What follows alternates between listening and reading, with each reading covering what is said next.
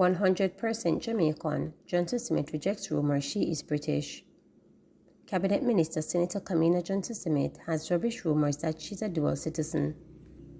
Johnson Smith made the declaration in a statement responding to several graphics pushing this week which had suggested that Johnson Smith is a British national. The graphics had a photograph of the minister with the word British placed on it. So I noticed that they've been circulating some new graphics and I can't figure out how they match this one out. My father born in Kingston, my mother born in Trelawney, I born in Kingston, I'm 100% Jamaican, Johnson Smith commented in an Instagram post on Friday afternoon. Guess what? No matter how they match it out, Marky British is still British, and I me say so, I him say so. Leave me out of this one, Johnson Smith commented. Indicom probing fatal police shooting in Central Village. The Independent Commission of Investigation Indicom is probing the fatal shooting of a man by the police in Central Village, St. Catherine on Thursday. The deceased was identified as 32-year-old Dwayne Beckford. According to Indicom, the police reported that a team was on an intelligence-led operation in the community when, upon approaching a building, a man fired in their direction. All three cops discharged their weapon during the incident. A black 12-guard shotgun with serial number was reported as recovered from the deceased. Indicom was informed that no body-worn cameras was issued, assigned or used in the incident. As part of the response requirements, Indicom's forensics personnel examined, processed and packaged the evidential material recovered from the incident scene. The hands of the deceased man was swabbed for DNA testing, and his body was photographed and sealed, pending post-mortem examination. All officers who were involved in the incident will be required to provide a statement and were advised to attend Indicom to be interviewed in relation to their involvement in the fatal shooting. Fitzhenley dismisses Brown's dual citizenship claim as propaganda. Senator Fitzhenley has dismissed as propaganda a claim by opposition counterpart Lambert Brown that 30% of government lawmakers in the Senate are dual citizens. Brown made the claim in the upper house of Parliament on Friday as he criticized statements made by the governing party about opposition leader Mark Golding's admission that he is a British citizen and that he will not be rushed into renouncing the status. It is a hypocrisy of calling out one of being a dual citizen, but embracing 30% of your own who are dual citizens. 30% in this chamber, Brown stated. However, Governor Senator Fitzhenley accuses Brown of being mischievous. That claim is best interpreted as Senator Brown's usual propaganda. Look, we have never seen that dual citizenships are not allowed to sit in Parliament of Jamaica. Ultimately, that's a call for the people of Jamaica to make, where we have been strong. Is that someone who aspires to assume the assumed power of Prime Minister of Jamaica or the de facto PM should not be in the situation of split loyalty? That is inappropriate and, quite frankly, a dangerous position to put the country in, Headley stated. Fitzhenley said Brown should address what he is arguing is hypocrisy of Golding's handling of the British citizenship controversy. What Senator Brown should do is to advise his leader to stop insulting the people of Jamaica by saying that he has to ponder, temporize, organize, or be emotional about deciding whether to fully commit to citizenship to Jamaica only, Fitzhenley commented. Taximan charged with housebreaking, stealing TVs. A taxi operator in East Road, Kingston, has been charged with housebreaking and larceny after he allegedly broke into a man's house and stole 2 televisions valuing $66,000. He has been identified as 49-year-old Franklin Livingstone. It is reported that on Wednesday, May 25th, about 12 p.m., a man securely locked up his house in Silverson Estate, St. Catherine, and left for work. The police said when he returned, he discovered that culprits forced open the front door, entered and stole 2 35-inch Samsung television valued at $33,000 and a TLC television valued at $33,000.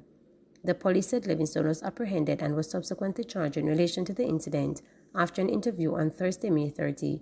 His court date is being finalized. Father Wally of Inner City Sound System has died. Sound System body mourning the death of Walford, Father Wally Gibberson, the owner of the Inner City Sound System, which ruled the late 1980s and 1990s. Father Wally was rumored to be in his 80s at the time of his death.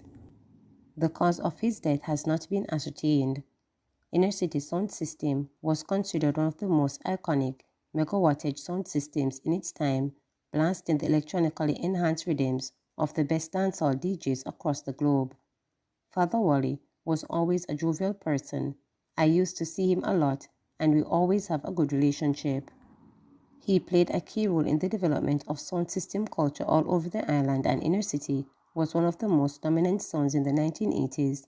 Inner City, Stone Love, Metro Media, Winston Father Powell, founder of Stone Love Moments, told reporters. Inner City was one of the biggest sound systems, with Mark Jagan and Danny as the two main selectors. I remember Inner City winning a big all-island sound system clash in the 1990s. It was a big sound system. Boy, Sarim Khan, he was a fun-loving guy who loved to play dominoes, he added.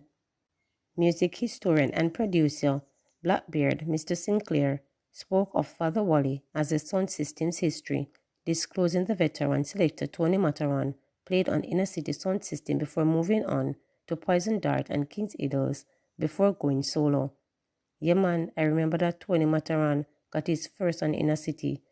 Father Wally used to be with a woman named Popsy Brown who operated a 24-hour bar right at the corner of Ashley Road and Spanish Town Road. Matharan's mother used to live beside the place Wally woman bought, and as so the connection was made, Sinclair declared. Father Wally was a giant in the sound system game. He controlled the whole of the West, Greenwich Town, the whole of Spanish Town Road, and West Kingston, the historian added. Tony Matran expressed his condolences to the family of Father Wally, calling him one of the greatest characters in sound system culture. The sound system was next door to my family, and about 1987, the year before Gilbert, me used to just go and look on the pretty light. Father Wally, one of the greatest, him give me a first shot, and all the selectors, Richie, Kavi, Morgan Dragon, and Danny, will tell you say, him is just a straightforward man, Matharan added. He further stated that Father Wally was one of the first to give artists money for a dub plate. Inner City was Shabba and Ninja Man, them sound.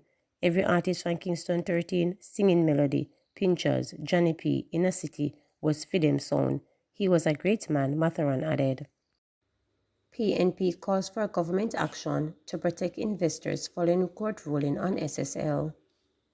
Opposition spokesperson on finance Gillian Robinson is calling on the government to urgently address the implications of the court's ruling that oust the Financial Service Commission FSC from its temporary management of the Frauded Stock and Securities Limited SSL. Supreme Court Justice Dave Batts on Friday ordered appointee Clayton Campbell to take control of SSL, which cannot be tried for criminal proceedings without the court's approval. Campbell had been unable to carry out any of his functions since the FSC intervened and has had to remain on the sidelines. SSL is at the center of a $5 billion fraud, the victims of which include legendary sprinter Usain Bolt. The ruling is the second blow the FSC has received in a matter of months. The FSC took temporary management of SSL on January 17, 2023, but lost a bid to amend a lawsuit against SSL in March. At that time, the FSC had attempted to include a claim that two former directors signed a declaration of sovereignty after their resignations in January 2023. Noting that Campbell was appointed by the same interests who were managing SSL during its period of looting, Robinson expressed deep concern over the court's decision, emphasizing the potential negative impact on investor confidence both locally and internationally. In Jamaica today, the statutory regulation of the financial services industry has been removed from the managing a company at the center of the major fraud scandal. This decision to place SSL back under the control of a private sector insolvency practitioner who was appointed by the same individuals responsible for its control and mismanagement prior to the FSC stepping in raises serious questions about the effectiveness of our regulatory system, Robinson stated. He underscored the need for immediate government intervention to reassure investors and safeguard the integrity of Jamaica's financial market. The government needs to act quickly to address this situation. This ruling sends a troubling signal to financial markets and investors regarding the capacity of Jamaica regulatory framework to handle crisis within the financial sector, he continued. The PNP representative called for transparency and accountability from the government, urging them to provide a comprehensive plan to prevent similar occurrences in the future. We need to know what steps will be taken to protect investors in Jamaica and ensure that our regulatory bodies are equipped to prevent and manage financial crises effectively. The public deserves clarity and assurance that their investments are secured and that robust mechanisms are in place to uphold the integrity of our financial sector, Robinson stated.